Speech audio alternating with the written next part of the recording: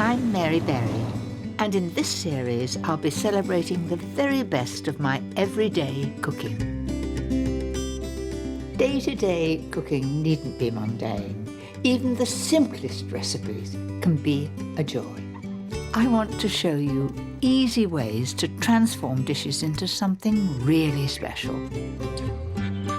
From my fabulous crowd pleasers. How about sorbet? I think we've got enough for everyone. To old favourites that stir fond memories. Welcome home, Mary. I'm here to stay. And my hearty, wholesome delights. Wow, look at that. In this programme, how to turn the everyday into something truly indulgent. Top-end pie, we'll call it.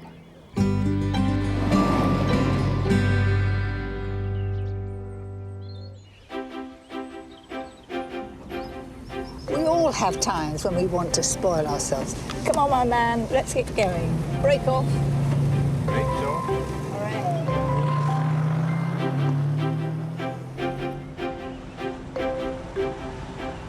I love the food I cook, and I try to keep it deliciously healthy. But sometimes I'm in the mood to add a little bit of naughtiness to the mix. We all deserve a little indulgence from time to time. So for this programme, I'll be showing you my go-to recipes for days when salad just won't do. A pasta dish with more than a hint of indulgence, my crusty pie oozing with delight, a steak recipe that's our guilty pleasure, and a wickedly comforting dessert. But first, my delectable fish cakes with a melting surprise in the middle. This is a recipe I think you'll love and you'll come back and do again and again. It does take time, a little bit more than the normal fish cake, but gosh, it's worth it. Start off with a nice fillet of smoked haddock. Over like that, and just pinch it. Imagine it's a Cornish pasty. In that goes at 180, and it will take about 15 minutes or so.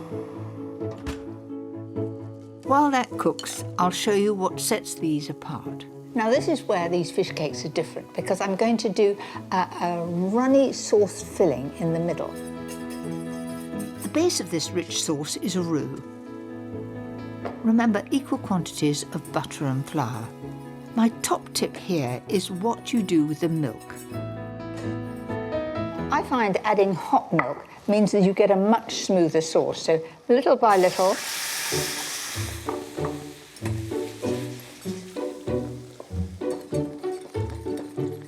Now that's just the consistency I want. Beautifully smooth. To make it truly luxurious, pep it up with a squeeze of lemon, half a teaspoon of Dijon mustard, 25 grams of freshly grated Parmesan. You can imagine this is really tasty and very special.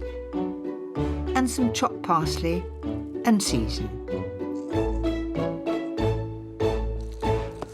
Is going to be beautifully tasty in the middle, and it's going to be a lovely surprise as you cut through.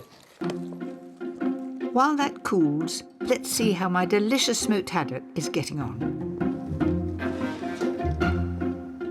Gosh, it smells good. Adding the flavoursome juices is a simple way to give the sauce a lift. Then you just peel that skin off, and it comes off like a dream. We don't have a cat in our household, but you always say you keep it for the cat. Loosely flake the fish and combine it with that great staple, mashed potato. And it's about equal mash to fish. If you want to make it more economical, you add more potato. Once it's well mixed, roll into 4 good-sized balls. Gosh, it reminds me of bread making this. And now for the clever bit. So take each one and then make a hole in there. I don't want to go through to the bottom. I'm being very, very careful. and sort of pinch it. You see there? Then simply spoon in that indulgent creamy sauce and fold over the top. Leaving no holes at all, so you've got a sort of ball shape. Carefully squash them into a traditional fish cake shape before coating in flour, egg and panko breadcrumbs. If you have time, chill the fish cakes before you fry them. It helps them to stay firm.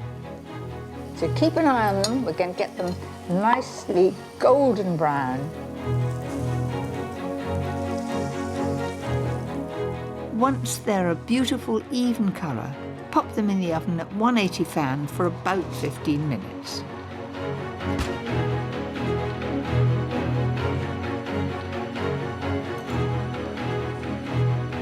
And now for the moment of truth. Oh, look at that. It's got a beautiful, soft, mellow sauce in the middle. That's a far cry from the basic fish cake, perfect for an everyday supper.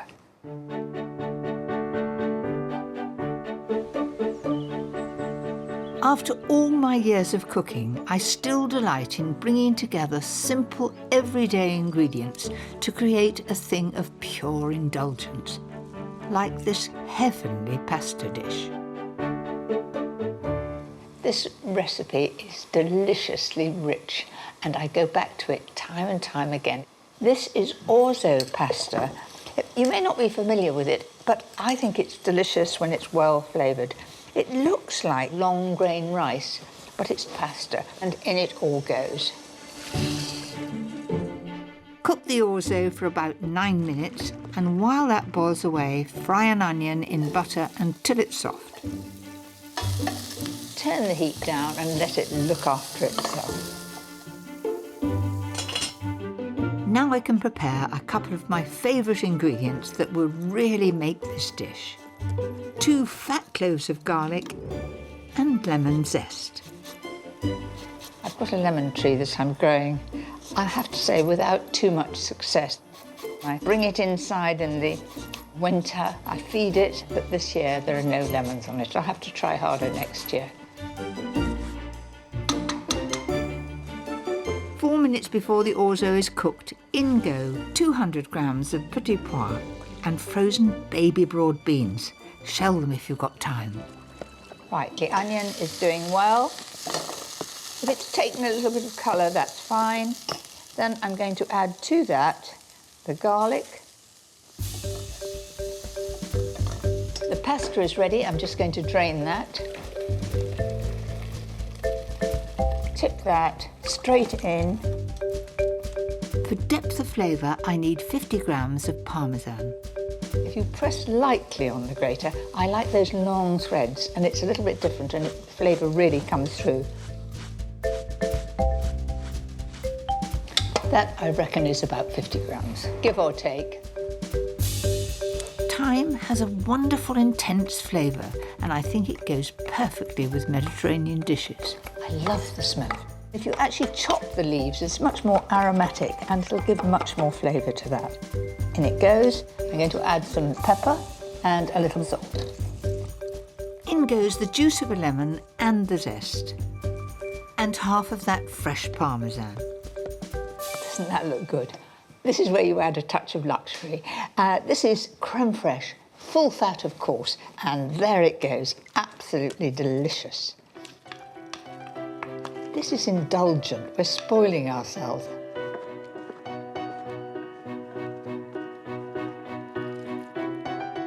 Sprinkle over the rest of the parmesan, and to give it that final richness, a handful of toasted pine nuts.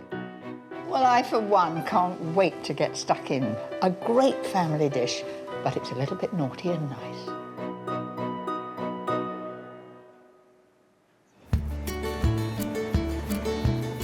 One of my husband Paul's greatest joys is to drive through the countryside in an old classic car. I love it too, as long as there's a great picnic at the end. It couldn't be a more perfect day, could it? England as it should be, in glorious sunshine. I could get used to this. And what could be better on a picnic than a good old British pie? I don't indulge in them very often, but when I feel like a bit of a treat, there's nothing I love more. We've stopped in Tame in Oxfordshire to meet Tom Newitt, whose family's been making pies for over 50 years. So, Tom, what's your secret for the very best pie? Traditionally locally sourced ingredients, a good mix of gravy and meat and local flour, of which we will then make our own pastry, but also putting a good filling in and a good weight of filling. You've got every size, every flavour. Well, thank you, Mary. Yes, we also have some very unusual ones which are named after my children. For Charlotte, we did a sausage and bean pie with mash, which was her favourite as a child. Do try that. Certainly looks good. That is a very different pie, but I can understand how Charlotte loves them. I think I love it too. Good. And it's especially nice for children to have for tea. Well, I don't know about children. I'm ready to have another bite. Pies date back to Roman times, and some say as early as ancient Egypt. But there's something terribly British about these pastry-wrapped parcels. Mind you, I've never had to make them at this speed. I'm going to put that, can I just pop it there for a moment? That goes on top. Yeah. Now you start me off. Oh gosh, That's from inside. that really is getting a good seal. Oh, That's right. So how many an hour am I supposed Well, to do? we need to see you hit the 30 mark at least, Mary, really. Now this is quite difficult. A lifetime of cooking has taught me no pie will work without the perfect pastry seam.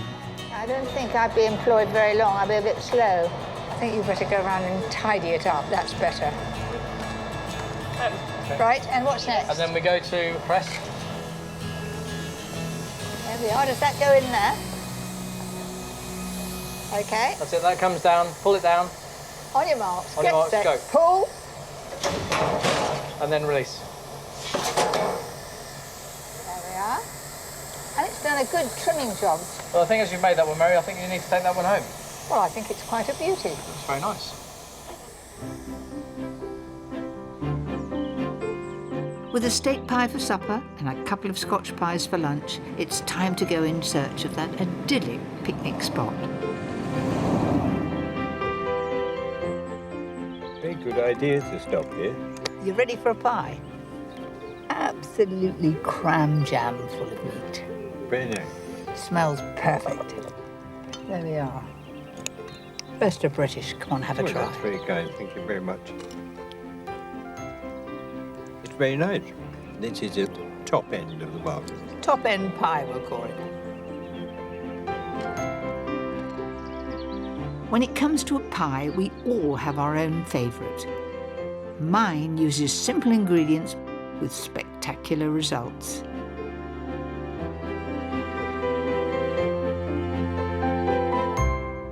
It's absolutely scrumptious. It's quite rich. There's a lot of cheese. I brought out the flavour with mustard. Let me just show you. So to start off with, fry a couple of leeks and an onion in butter. In goes 50 grams of flour. Just coat the onion and leek with that.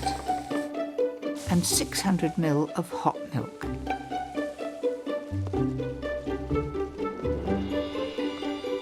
It should be the sort of consistency that it coats the back of a spoon.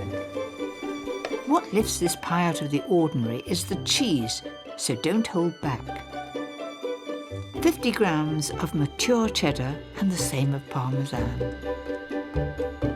So you see, a little bit naughty and very rich, but jolly good.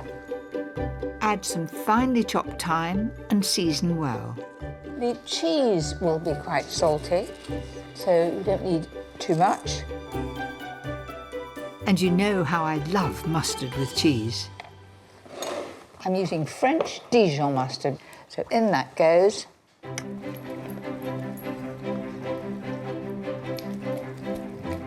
Doesn't that look good? All that's needed now is the potato. I've cubed and cooked about 450 grams. Now that's got to go stone cold before I put the pastry on it, but it's very important at this stage to actually taste it, because once the lid of the pastry's on, you can't alter it. Oh, it's scrumptious. I'm going to make my own pastry for the pie. It's a quick, flaky pastry. I'm going to show you how to make perfect flaky pastry every time. The trick is to make sure the fat is as cold as it can be. So to 350 grams of flour, grate in 125 grams of cold lard. And because it's so cold, it isn't getting all over me, and it makes good pastry. And then exactly the same with very cold butter. Grating the fat helps to ensure a really good result. And I'll need about 150 ml of cold water.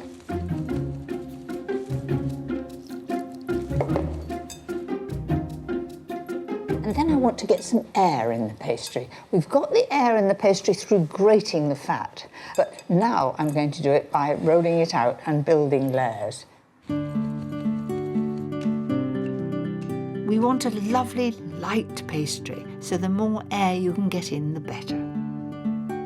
Now I'm trapping the air in by pressing the two ends, like that, and then like that.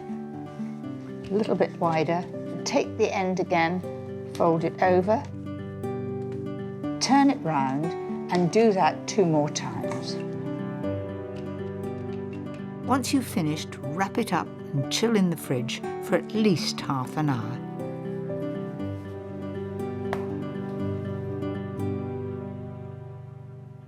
Now we're bringing it all together and we're on the final stretch. So I've got one last trick to really make the perfect crust. I'm going to put a strip of pastry around the edge so it looks well risen. Then I'm going to put in the middle this blackbird. I always used to use a handleless cup because that's what my mother did. It was a viewer who actually sent me one of these because she felt sorry for me, so I've used it ever since, just to support the pastry and make it just that little bit higher than the filling. With the lid on, all that remains are my finishing touches.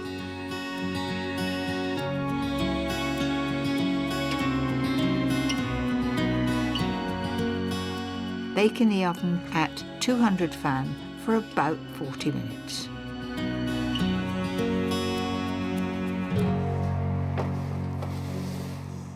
I'm really chuffed with it. Let's have a go. Oh, doesn't that look tempting? Whoops. I like to serve it with a few beans. And yes, they've got a little bit of butter on top too. There we are. The smell is wonderful. I can't wait to try.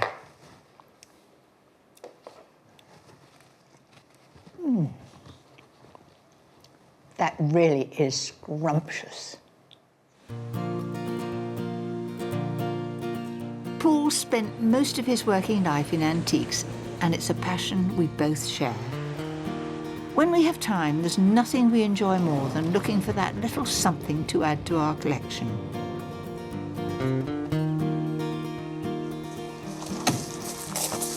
Lots of treasures here, I hope. Oh, looking round, Paul, this is meat and drink to me. Wow, you've got a pair of these, don't you love them? Yes. Big and bold. Paul's particular interests have always been books and art, and of course sport. Even when it comes to antiques, my passion never strays too far from the kitchen. Oh, there's some nice glass here. Look at these dear little cups. I think they were called custard cups. You know, for something like Caledonian cream or posset. Doesn't hold very much, does it? Well, that's a good thing when it's very, very rich and creamy. Yes. We'll be up these stairs. And a good fish kettle here. £495. Do you know, I think this would be really useful at the right price too.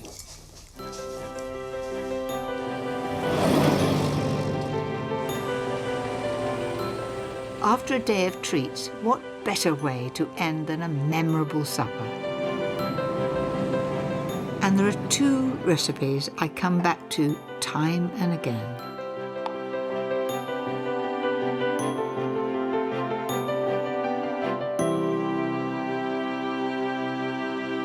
On Saturday night, when it's just Paul and me, I like to do something special. I've got fillet steak here. Now this is beautifully marbled. That means that it's going to be full of flavour. A good tip is to flatten the steak first. It looks like you've got a bigger steak on the plate for a start, and I find it easier to get the middle just right. I know that 2 minutes each side is just about right to be pink in the middle. I find it best to butter the steak rather than putting it into the pan, which means that all the butter runs down the ridges and burns. This is my secret for a perfect result, but make sure the pan is searing hot. So expect quite a bit of sizzling when I put it in.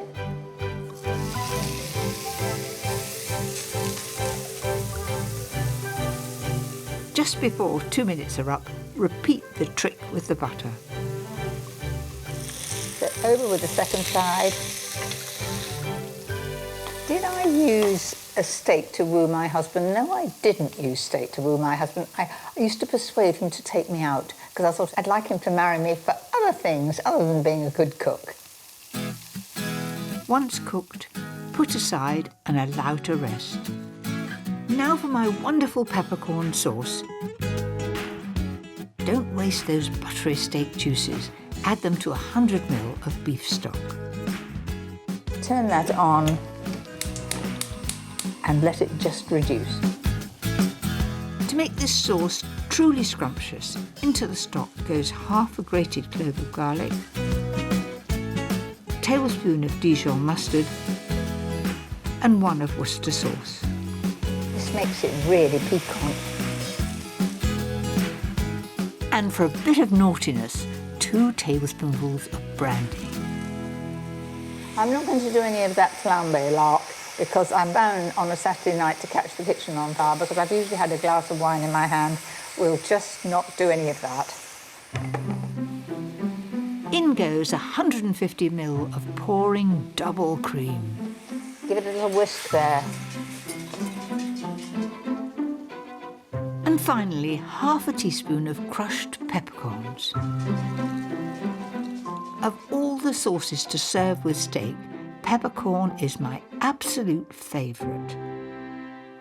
I could have that with any grilled meat. Chops, steaks. I even put it on sausages, it's so good.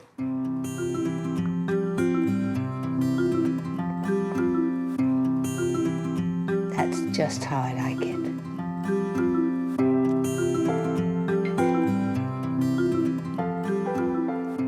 And there you have it, my fillet steak with peppercorn sauce. Absolutely perfect for a Saturday night. And what better way to finish off a special evening? This may be decadent, but it's blissfully easy to bake. I like any excuse to make a pudding, and the more indulgent the better. My sticky toffee pudding is very dark. It is because I put quite a bit of this wonderful black treacle. You know, we often only use it for Christmas cake, don't we? But it's in this pudding, it just makes it. So down to business. Take a bowl and put everything in all at once. First, in goes 100 grams of softened butter. Make sure you do use butter. Don't attempt to use anything low-fat. What's the point when you're having a very rich pudding? 175 grams of light muscovado sugar. Couple of eggs.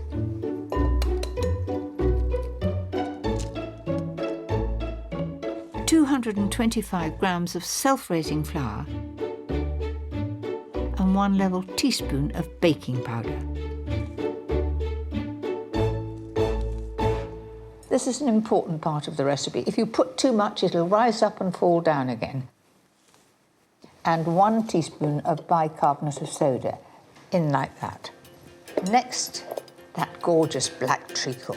Doesn't it give a wonderful shine on it? You need 275 ml of milk, but start off with a good splash. If you haven't got a mixer, you'll have to cream the butter and sugar to start with and then add all the other ingredients. Add the rest of the milk and continue mixing for about 30 seconds. That's done. Does have a slightly curdled look about it. That doesn't matter one bit. It bakes beautifully. Pour that rich mixture into a well-greased baking dish. It's already very tempting. Push that towards the edges. Oh dear, I seem to have just left a bit on the side. That goes in the oven at 160 fan for about 35 minutes. Now for the sauce. It is really wicked. Rather like making the sponge, everything in the bowl, this is everything in the pan, so very easy. First, in goes 100 grams of butter, followed by 125 grams of light muscovado sugar. Then black treacle, yes, more black treacle, more indulgence. I've measured a tablespoon here. Then add a teaspoon of vanilla extract. And then, as we are being very extravagant, how about 300 ml of double cream? Turn on the heat and don't leave it, stay by it and stir.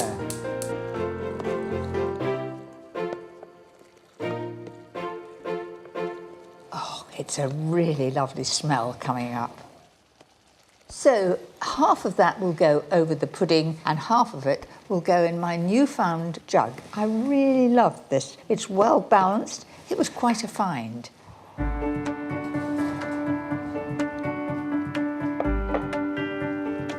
Well, it doesn't get better than that. Cover the pudding with a thin layer of my heavenly sauce.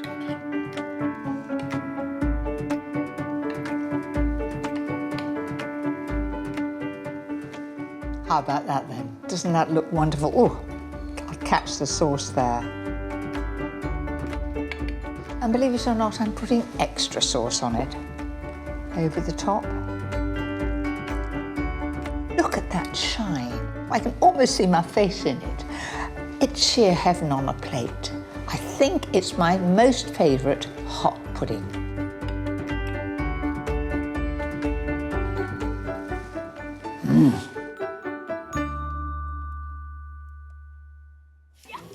Next time, You don't have to get that wet.